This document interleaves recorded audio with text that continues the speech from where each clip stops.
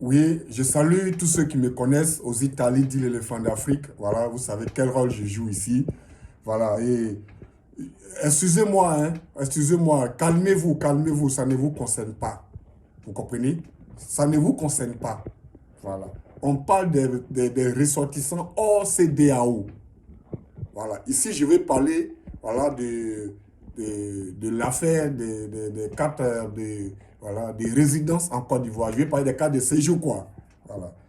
Moi, l'éléphant d'Afrique, ce sujet-là est très bienvenu. Il faut être clair.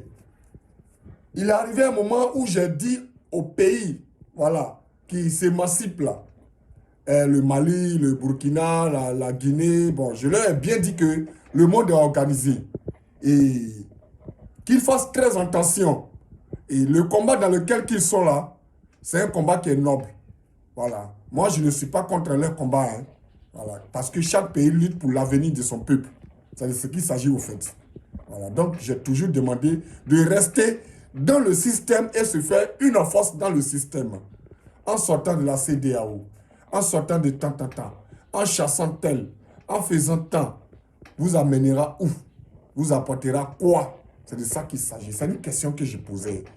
Les gens ont commencé à me bloquer parce qu'ils veulent entendre ce qu'ils veulent comprendre. Alors ce n'est pas ça. Vous comprenez?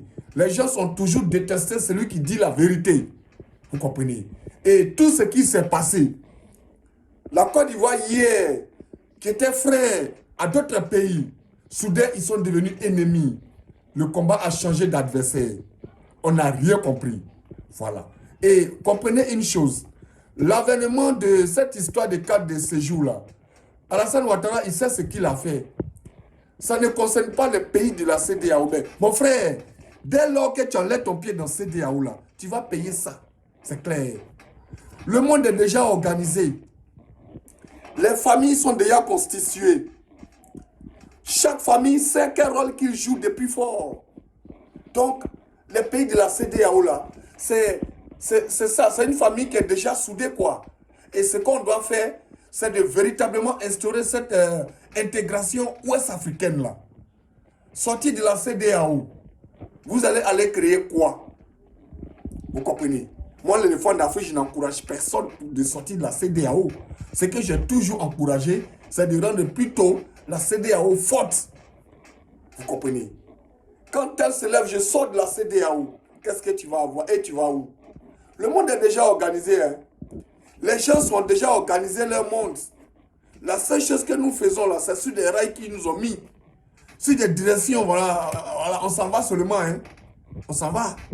On s'en va. Tout à l'heure, là, celui qui sort de la CEDEAO, là, ça l'attend, hein?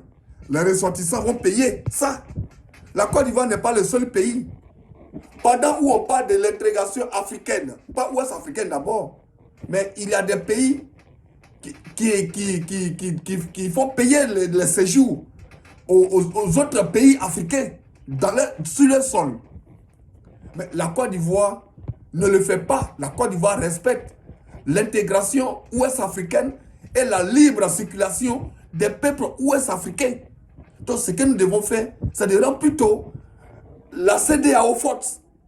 Oui, il faut rendre cette institution-là forte afin qu'elle ne soit décisive, qu'elle ne prenne des décisions. Mais si chacun veut partir de la CEDEAO, qui va faire la CEDEAO pour nous? C'est de ça qu'il s'agit. Vous comprenez? C'est de ça qu'il s'agit. C'est pourquoi depuis fort longtemps je disais, nous sommes des frères. Respectons ce que nous avons mis ensemble. Respectons ce qui nous lie. Vous comprenez? Mais si paf, chacun sort. Mais qu'est-ce qui serait notre union? Qu'est-ce qui serait notre organisation? Vous comprenez? Donc, en parlant de la carte de résidence en Côte d'Ivoire, cela n'est pas nouveau. Ce sont des documents qui existaient. Vous comprenez? Ces documents-là existaient. Même la France, qu'on dit pays colonisatrice, comme pays colonisateur, paye. Il paye. Donc, ce n'est pas nouveau. Tu sors de la CEDEAO, tu payes. Et moi-même, là, si moi-même j'étais à la Ouattara, j'allais dire encore quelque chose de plus pour maintenir la famille CEDEAO. pour maintenir cette intégration-là. Parce que les gens sont déjà tissés. La vie n'est pas de l'émotion. On ne prend pas des décisions des peuples voilà, de façon émotionnelle. Ça ne marche pas. Ça ne marche pas. À travers cette vidéo, je demande à tous ceux qui sont au sein de la CEDEAO de rendre cette institution très forte. Et je salue encore le courage du président ivoirien Alassane Ouattara. Et j'ai toujours dit, cette belle couleur qu'il donne à la Côte d'Ivoire, moi l'éléphant d'Afrique, je le salue pour cela. Et cette histoire-là, moi je ne fais qu'encourager. Voilà. Tu sors de la CEDEAO, mais tu vas payer. Tu sors de ma famille, tu n'es plus mon frère. Alors ici en Côte d'Ivoire, Maliens, Nigériens, tous ces pays de la CEDEAO vivent à l'aise.